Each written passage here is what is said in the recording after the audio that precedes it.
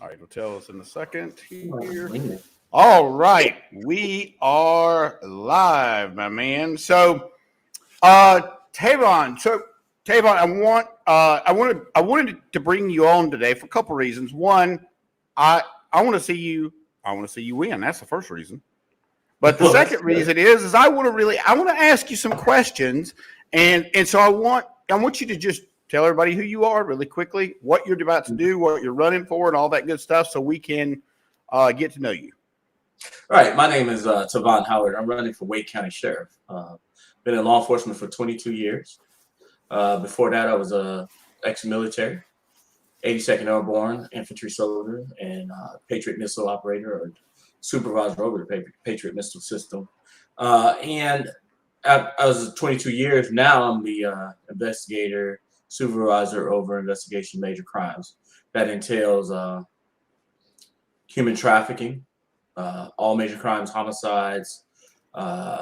It also entails drugs and vice. It entails everything that's a serious community issue, and that's what I deal with right now. And that's pretty much why I'm running for Wake County Sheriff. It's because I have the experience to do it and to keep us safe.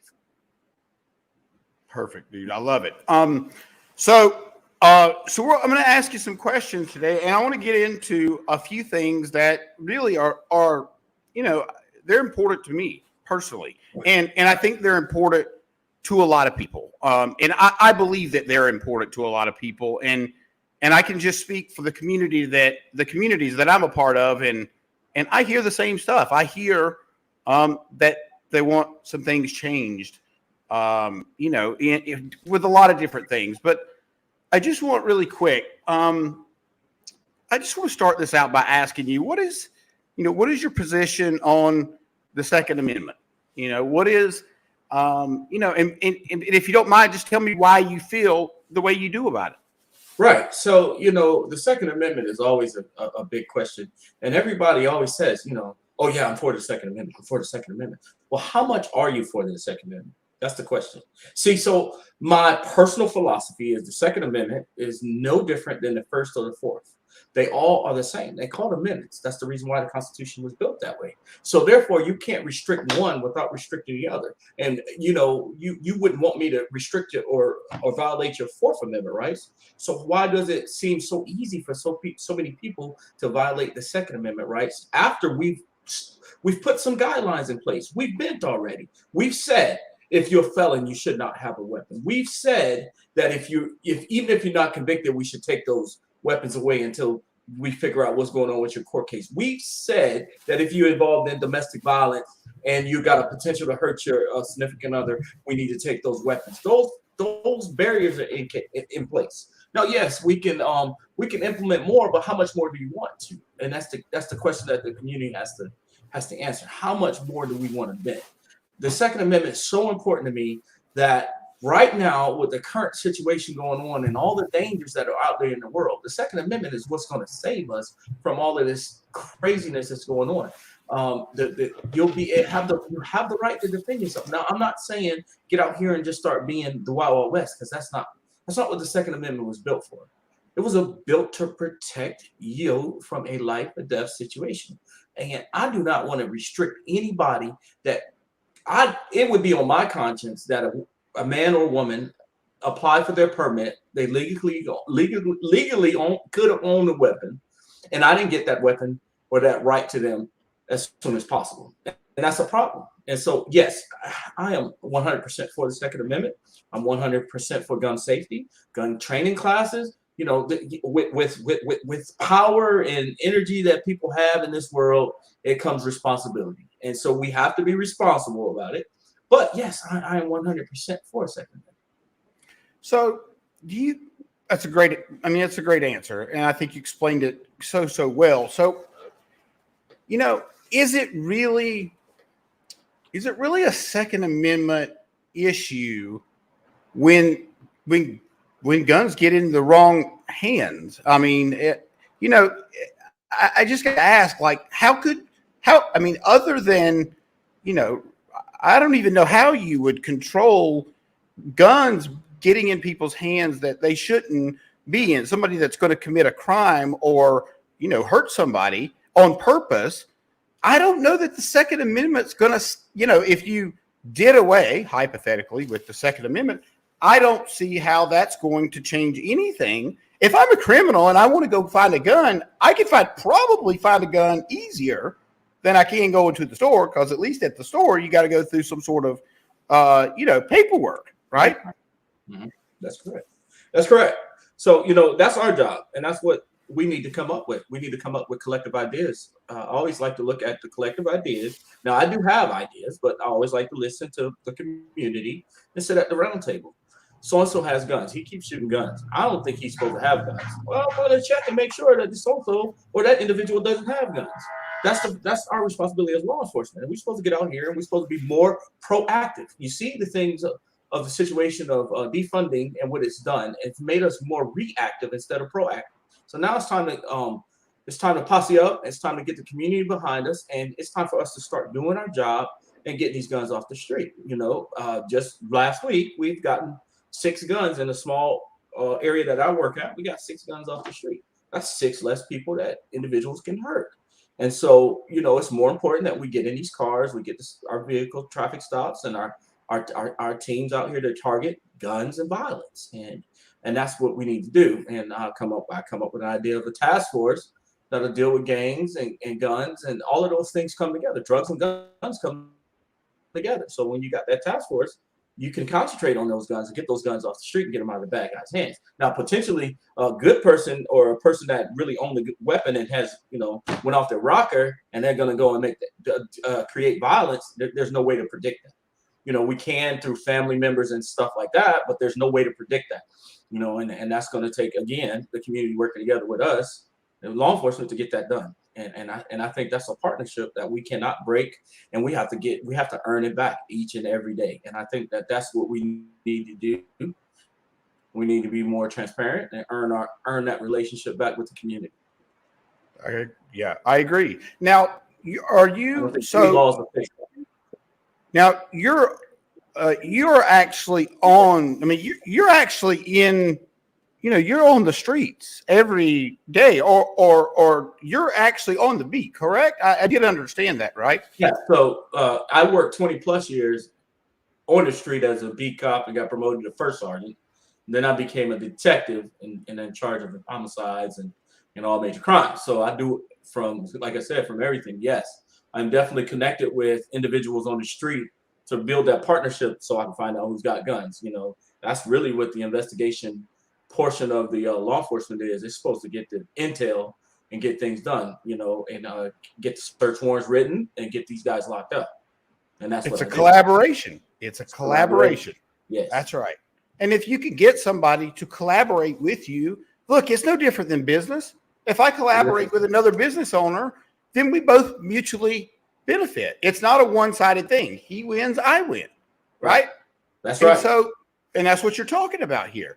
That's well, correct. The reason I wanted to point out that you'll pardon my lack of knowledge when it comes to what beat means and all that stuff. What I meant was you're actually dealing with these criminals on a day-to-day basis and whatnot. And I think that's important to point out, because I personally would feel better. And I don't know, I don't know everything about who the folks that you're running against. I know a little bit, but I do know this. You're about half the age of the gentleman in office now. Am I correct? Well, the one that's in office now, I think he's about 7 or 8 years older than me. Oh, sorry. I'm thinking of. I got them mixed up, right? Yes, sir. So you're thinking about the other person that? Yeah, that's right. Primary against. Yeah, I'm half his age. So. Yeah, so I think it's important to have somebody that look. I mean, you see it. Hey, you see it daily, and not to mention, and I don't know how much you can go into this, but there was a kidnapping. What was it? 2 days ago or 3 days ago, or an attempted kidnapping, or somebody on the run, or something in Wake Forest. Which one was it? It was Wake County, yes, sir. And it was actually like some shooting in North Raleigh, I think it was. And it was a shooting and attempted arson. The individual was trying to escape, and Escape custody. Yeah, big deal. Yeah. Okay. I was thinking. I believe maybe it was early or late last week. There was a young Talking about lady. attempted kidnapping of a That's child. right. Can you Yes, that talk about happened that in for a Wake minute? Forest. Yes, sir. We talked about that briefly. So that individual, believed was a sex offender, and he was attempting to kidnap a young lady at the Walmart. I mean, luckily the parents was nearby, and the police was called, and they're still trying to figure out some details on it. So it's not really hit news as much as it should. But yeah, and there was some stipulations to it. I don't really know the back end of it, but I know I do deal with that as well in my current role, and that's I deal with ICAC, which is Internet Crimes Against Children. I deal with, and that's a part of that human trafficking. That's why I put out some safety tips on my website to make sure that we keep it safe out here on the holiday seasons. These are the times that these individuals try to take part in our community, and act like they're fitting in to disrupt our community, take children, or do whatever. This is a prime time, and we have to really pay attention. And I think that's real important. So how bad? I got to be honest. Like I live in Wake Forest, in Wakefield. I don't. I don't see this problem, and I think. And I think maybe because I don't see it, because I don't even really hear that much about it. I think, well, it can't be that bad, right? So tell me how bad it is. Tell me how many kids we talking about here?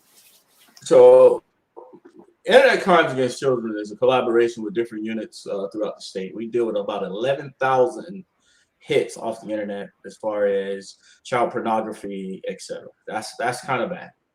No, North Carolina ranks number 11th in the nation for human trafficking. That's bad. Oh, 11th? 11th in the nation. Now, I think the numbers may be misconstrued. I mean, we were 7th in the nation. We were 7th for human trafficking. We've dropped down, but I think some of those numbers have been misconstrued. And me personally think we're probably still number 7. We have to collaboratively, effectively come up with ideas to attack this situation. This situation is bigger than just this is a cross-border, cross-state, federal situation, but it can be stopped at the local level. And working with the federal government is how you get that done. And so that's very, very important. But the crime is up 40% in Wake County. Wake County alone. That means for all violent crimes. Now, when they say crime is up, they're talking about violent crimes. They don't talk about white collar crimes. White collar crimes do not count as far as crime statistics is up. You can see white collar crimes, but it's on a different level. It's on a different playing field. So when you say crime is up, it is very, very serious situation that we're going into, and we're barking into more and more of things happening in North Raleigh. And so if they're happening in North Raleigh, it's going to be a time that they start happening in Wakefield and all of those other areas where people say, well, I may never see this happening here. It's going to happen if they're coming. If we don't get a good grasp and control of what's going on. And this also is a part of the catch and release program. You can't catch people and release them and think that they're just going to come out and they just because they're up under bond that they're going to listen. That doesn't fix the problem. And then you say mental health. Yeah, mental health can be part of it, but it's a plethora of things that we need to really, I don't make excuses for bad behavior. When it's time to lock somebody up, I am law and order. And that's what you have to be. And you have to stand on that ground. Now, what happened, why crime is up, I can tell you is 7 different municipalities, big counties, had 7 different individuals come in and they became light on crime. And crime doesn't stop in Wake County. It crosses over to Durham. It crosses over to Greenville. We lock them up from every different direction. So you have to come in, stand in there and stand in the gap and say, listen, as far as my citizens in Wake County, this is what I'm going to do to take care of my people here. And I'm going to set the tone. So if you cross this county line, you're going to jail. And I'm going to make sure you stay in jail. And that's the type of situation you have to deal with, and you have to work on that.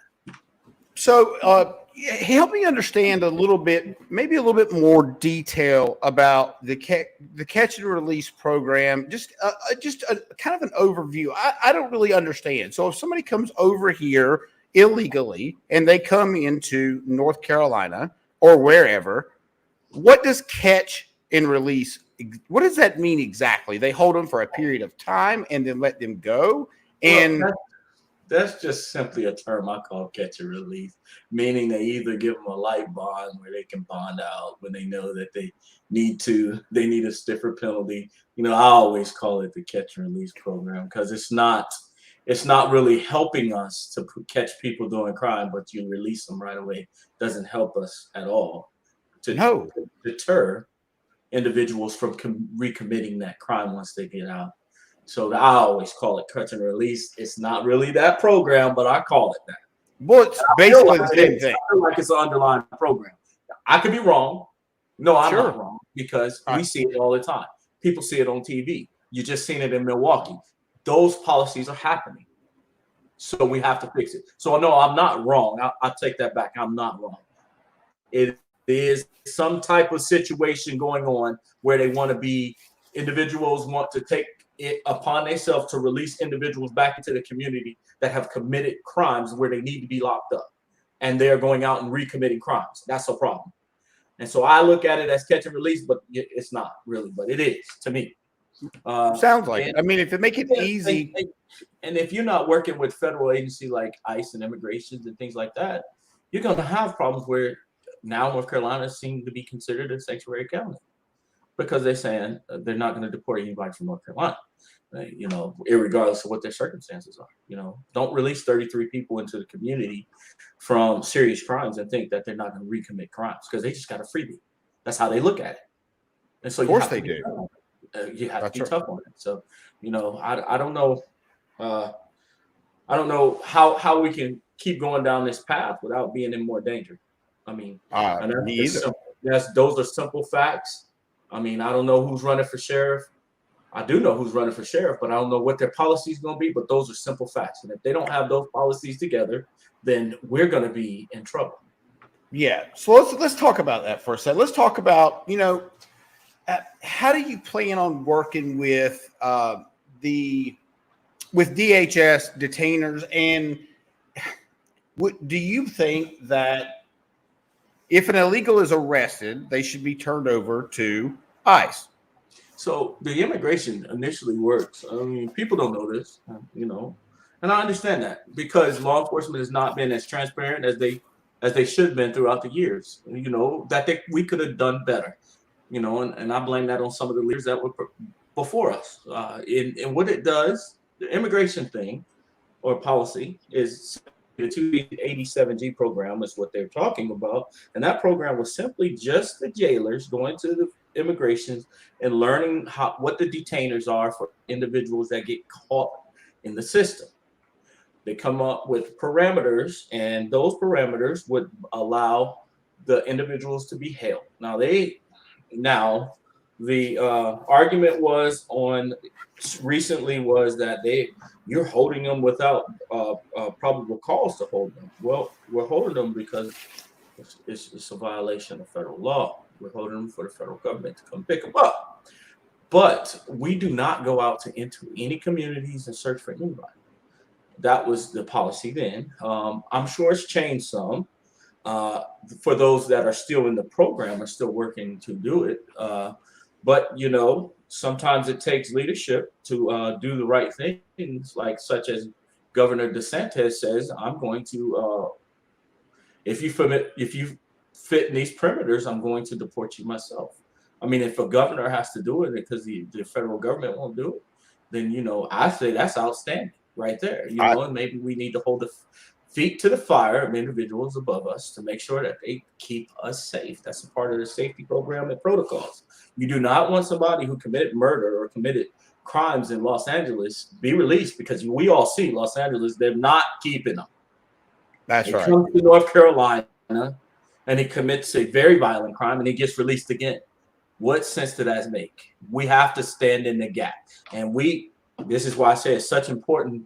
This is such important time in our lives where we as the citizens of Wake County, have to step in and say enough is enough. We have to be safe. And whatever that entails, we have to allow the person we select to make sure that we safe. And if that person don't do it, fire 'em. And that's how I feel about it. Well, let's talk about safety for a second. I know we've already kind of talked a little bit about, we've talked a little bit about the human trafficking, but let's shift a little bit to a little bit easier conversation, which is, but it's a conversation that needs to be had. And that is our kids in school. They're, look, my daughter's got, type 1 diabetes, and she's not supposed to be wearing a mask at school. And the doctor wrote a note and explained why, this is a newer thing for her. Mm-hmm. And the school flat out refused to let her do virtual schooling. But she has to wear a mask to school every day. And so I don't think it absolutely, that goes against everything we stand for, in my opinion. Look, it would be, if there was data behind this thing, if there was data that the masks worked, there was data that our children were safer wearing masks all day long. Look, show me the numbers, right? Just show me the numbers, show me the proof. But there is no proof. There's nothing. And so I'm just curious from your standpoint, how do we fix this? Well, again, the sheriff is a constitutional sheriff. He's hired by the people. Now, I'm not saying that I got to fight the school board, but you stand in the gap with us as taxpayers and parents. We have to stand together. We cannot, continue to allow just certain individuals to run the country the way they want to, without any input from individuals that disagree with them. And it's so simple to the fact that people can't even go to the school board and voice their opinion. Now, me personally, as the sheriff, you'll be allowed to voice your opinion at the school board. If not, they'll have a closed meeting. It's simple because I don't believe in any infringement on people's rights where they pay taxes. You receive the taxpayers' money as a salary, and you mean to tell me that they can't discuss this thing with you? Now, yes, I don't agree with disruption and yelling and screaming, of course. However, that violating people from coming to the school boards is ridiculous. And the Department of Justice stepped out of line, and I'll say it. They stepped out of line when they came and they said this memo come out. Now they want to backpedal.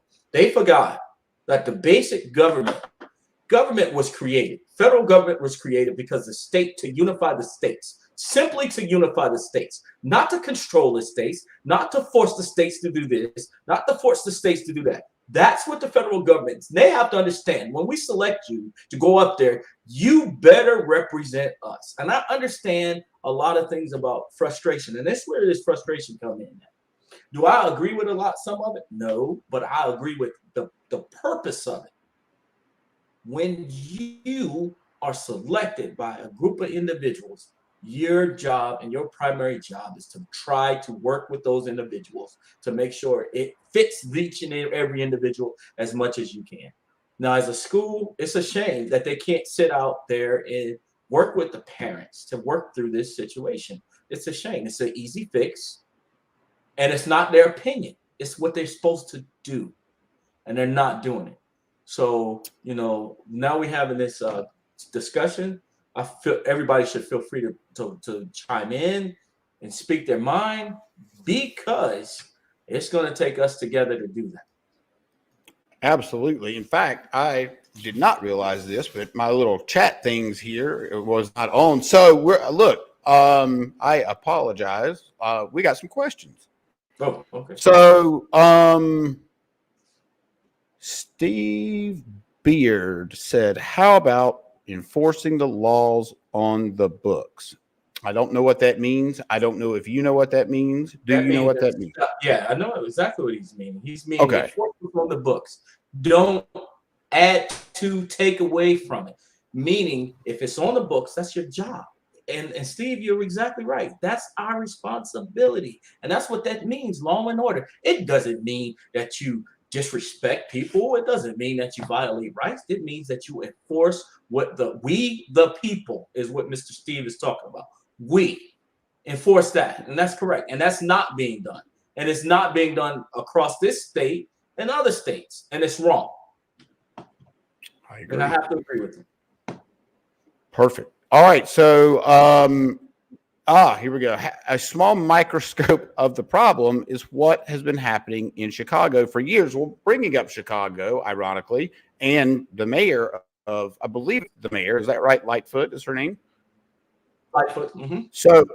So I think that, well, you never know what you see or hear, wherever you're getting it from could be different. But my understanding is there was a little bit of an incident in her town with some carjackings of a couple of Congress people. Is that right? Yes. Recently. But now, didn't she want to defund the police, right? Well, she was a part of the movement, but she wasn't the loud voice. But the two congresswomen that were involved were. Oh, and once again, like I said, when I told you, I said, you haven't seen it in Wakefield, but you will. That means if we don't control it, it grows. And it's in Wakefield, and it's in Mooresville, and it's in Cary, and it's in where you can't get out the car because you become a target, where you used to be able to get out your car, run in the store real quick. Your car's right there. The kids is hanging out. They're waiting on you to do that so that they can steal your car. And that's all. This is going across the county, across the state. So I can tell you, me personally, I dealt with 4 carjackings like that. Well, not really carjackings, but larceny of vehicles like that in a matter of a couple days. And it's a running rampant thing. They know where they can go get easy targets. And so now instead of them being in the hood where the hood guys, hey man, you better not get I know who stole my car. Now they going where somebody doesn't recognize it. That's the issue.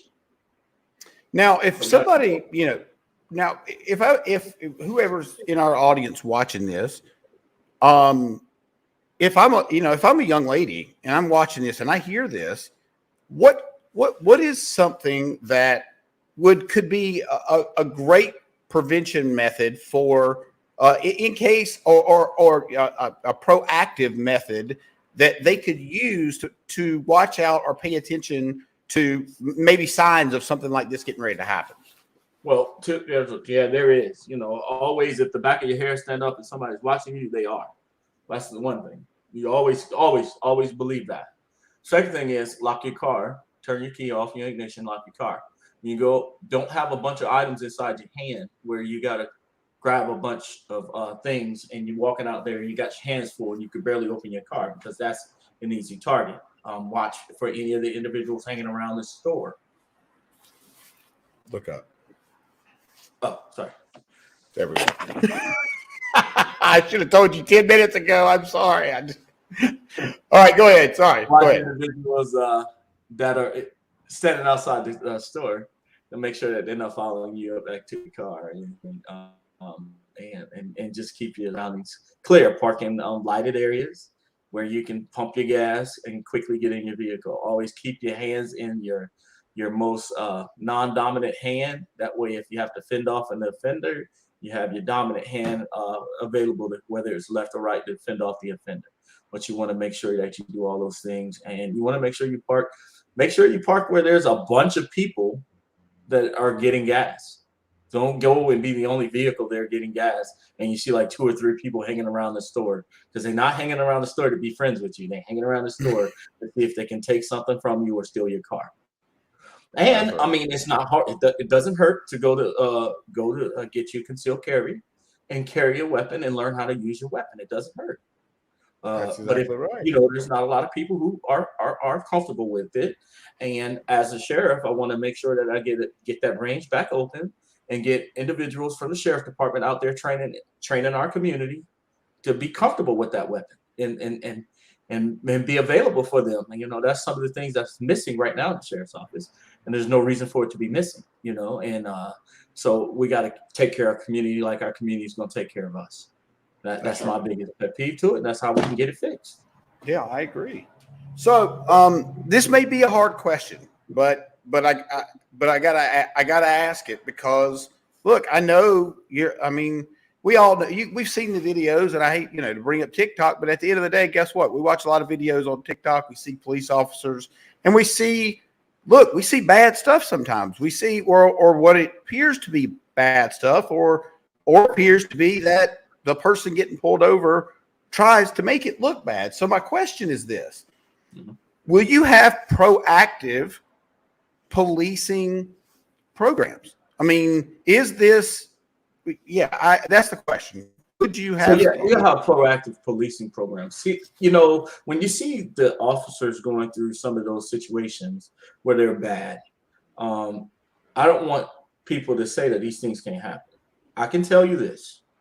I believe in a different method of teaching, a different method of instruction. As the leader of Wake County Sheriff's Office, I believe in the sheriff giving the expectations to the lowest person. I mean, a brand new hire. I believe in the sheriff teaching that individual how to treat his community. I am a certified instructor for general instructor for police. So as the sheriff, I will have a week of block instruction that the sheriff is going to teach that teaches the individuals how to treat the community and what he expects. See, because if I put it off on a major, it gets trickled down, it gets into the training. It might get to them the right way, it might not.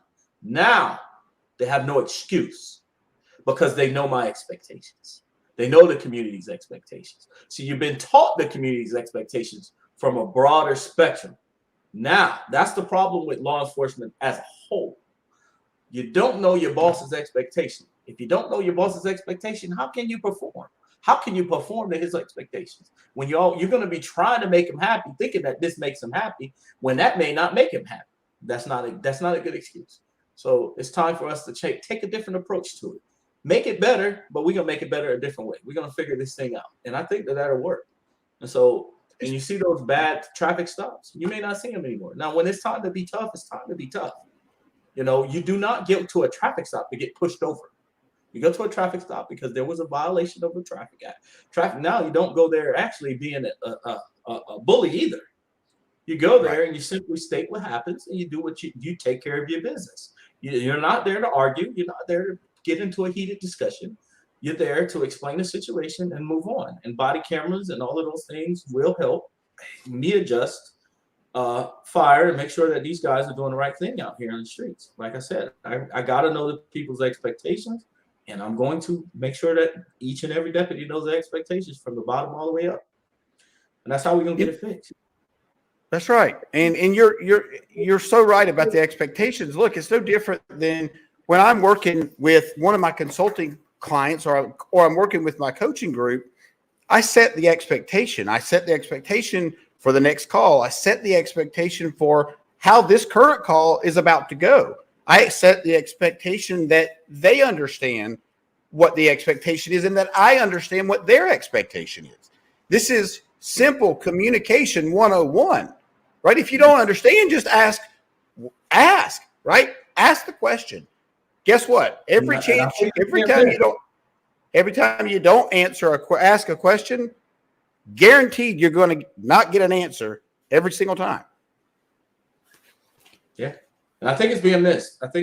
Because it's a larger company, it's a larger corporation. But if CFOs and CEOs, if they do that, their workers know their expectations. They don't have to be told by somebody else. Doesn't matter if they're told by somebody else. It's hearing it from the horse's mouth. I think it's more effective than anything. And that's one of the serious changes that has to start in law enforcement as a general, period. And then you can move up from there, Absolutely. So let's dig into mental health disorders and what does that look like when we're talking about training patrol deputies? Yeah. I mean, this has got to be a big deal. Like, I can't imagine the mental I mean, especially because I know in a bit more detail about what you actually see, literally see on a day-to-day basis. And I can't imagine having to go to sleep at night, having to see that stuff. So yeah, it's mental health on both parts. We deal with mental health patients, and that we deal with them, and we use crisis intervention team, which is CIT. And you get your deputies and officers are certified. This is a group of individuals that go and they get certified by psychologists to deal how to deal with mental subjects on the streets. Now, I'm not going to tell you that it's always going to be the best. It's always going to turn out the best, but they are trained to be able to deal with the mental health subjects. And then you have to also look at the officers' mental health. You know, that's a big thing that's been missing lately, and that's when you get those bad apples and you get those guys that lose their cool, and it's because of their mental health. And there's not mental health training, mental health days. There's not things that they can do that you can implement in to make sure that your guys, you know, are getting the best and they're feeling the best about themselves when they get up and put that uniform on. Money always don't make you feel good. You know, everybody hears that money doesn't always make you feel good. That's correct. It doesn't. And so now you have to dig into what is their spirituality? What do they want? You know, do they believe in a higher power? And you have to have those people available to mentor them and to have somebody to talk to. Now, you know, in our profession, we told to be tough, be tough, be tough. I can tell you that in a recent incident of an officer death, the one individual that was there, he didn't get hurt. He completely left law enforcement because he couldn't take it anymore. You know, and those things happen, and we have to look out for them guys as well because we deal with death, destruction, and different situations that we don't have anything to do with or any control over. We have to deal with it and have to deal with it professionally on a day in and day out basis. And we definitely need some intervention as well. And so I do have, you know, some ideas of coming up with some teams to get together. We do have teams for our state teams that help when crises happen, but this is just basically being available before crisis happen. Trying to make sure, hey, and that takes a collaborative effort for me, the people who I serve, which will be the deputies and the majors and captains, and it takes a collective effort from all of us to make sure that we can spot out those things. You know, I have ideas like, you know, basically simple things like, hey man, today's your birthday, you got off today. You know, something like that. Sure. It's such a difference that it makes in an individual's life. We doing this just job for 30 years, you know, and we got that's a long ride, and we're gonna see some ups and some downs, some growth, and some heartaches, and all kind of stuff happens in those 30 years, and you have to have the ideas to get these guys through this, and that's the thing, you know. I don't want to wish through it. I collectively know what to do to make sure we're gonna be safe and we take care of our community, because that's ultimately that's what it's about. Absolutely. So, you know, I know we're getting close, but I gotta ask, you know, we're seeing we're seeing a lot of this, you know, we're seeing a lot of stuff about the, you know, the vaccine mandates, and we're seeing a lot of, you know, stuff that's just really foreign to me. I you know, I don't know that a lot of us have really ever seen kind of what's going on right now. And I'd like to know, you know, it's almost like I feel like we don't have a voice. It's like this may even be, you know, because I said the word, this could, you know, who knows if anybody will see it or not. But the point is like, that's really, you know, it breaks my heart, to be honest with you. It breaks my heart that I don't feel like I can really even tell anybody how I feel, unless, you know, does that make sense? It makes sense. So, you know, are you asking me, mandate? What about the mandates? I'd just like to know what your thoughts are. I won't, because that's your personal health. I mean, it's always been our personal health. I don't know where, because of an illness that has sparked, I don't know where it has not been where I could say, well, I really don't want to take this. I don't know why this is the situation and how they feel like they can do it. I mean, I'm not a lawyer, so I can't say what. But how do I feel?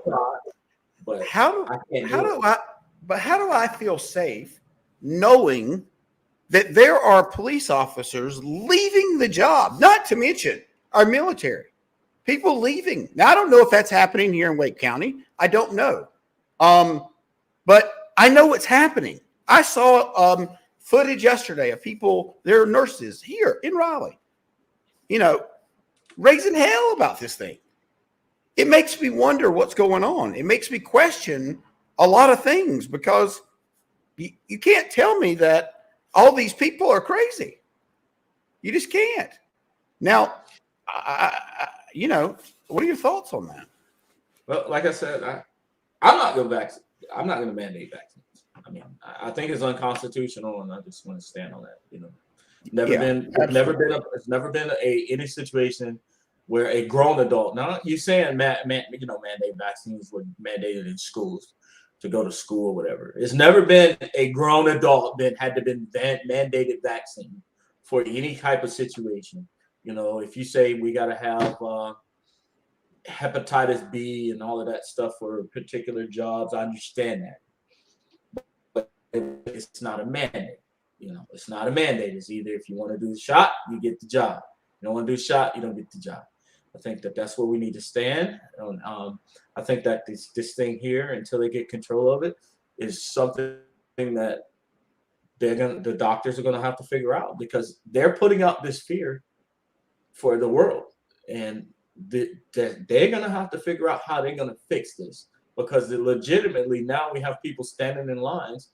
We're gonna have people fighting in lines. We're gonna have a lot going on if they don't calm down their tone of how they want things, how they are putting out this information. It's absolutely wrong, and they know better than to do it, and they're forcing the hands of the rights of individuals, and that's not what this country was built on.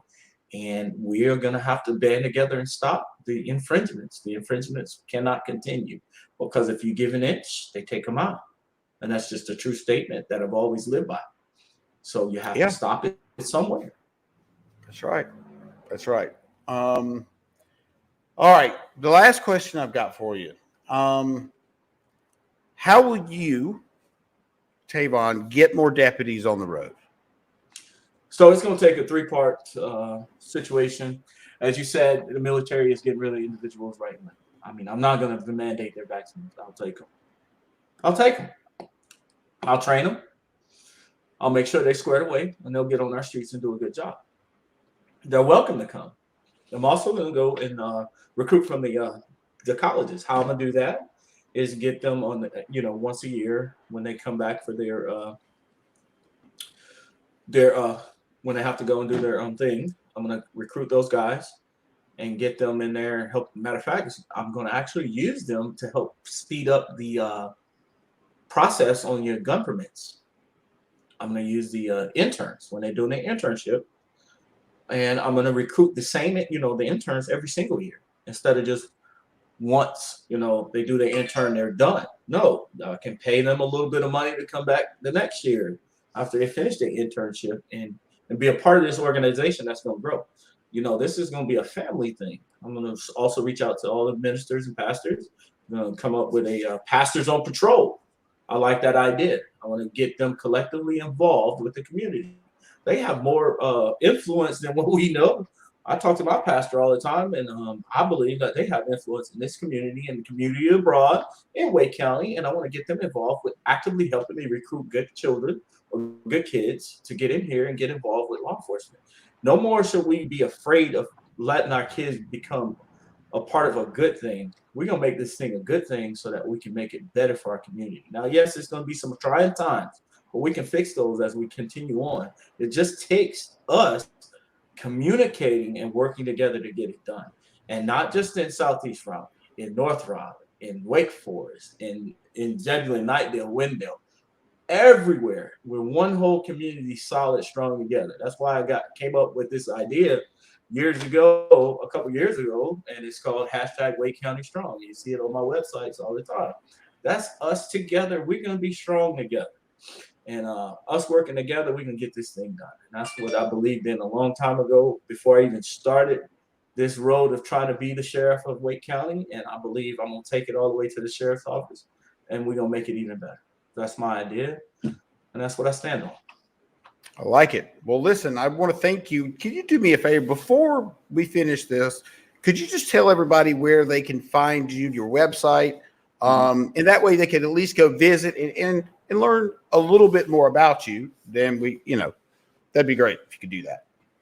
My website is Howard Ford, the number 4 Sheriff. You can find me on Facebook, Twitter as Howard Ford Sheriff. And you can also actually find me also Howard FOR for Sheriff. So FOR Sheriff as well on Twitter, Facebook, and all the other handles. But my actual website is Howard 4, the number 4, Sheriff at gmail.com. Perfect. All right, my man. I really appreciate you answering these questions tonight. I know that probably some of them may not have been super comfortable, but you know what? You gave us the truth, and that's what I wanted. And so I think it was a successful call.